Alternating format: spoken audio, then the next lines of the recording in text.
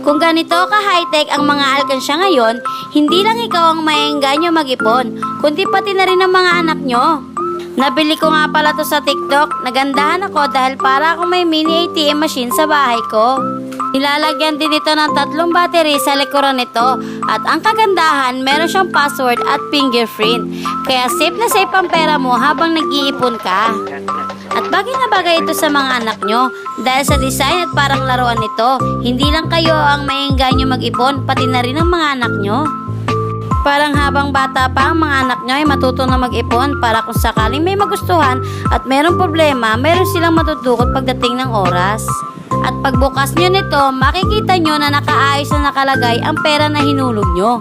Talagang matalino ang gumawa nito. Kaya ano pang inaantay nyo, simulan nyo na mag-ipon kasama ang mga anak nyo.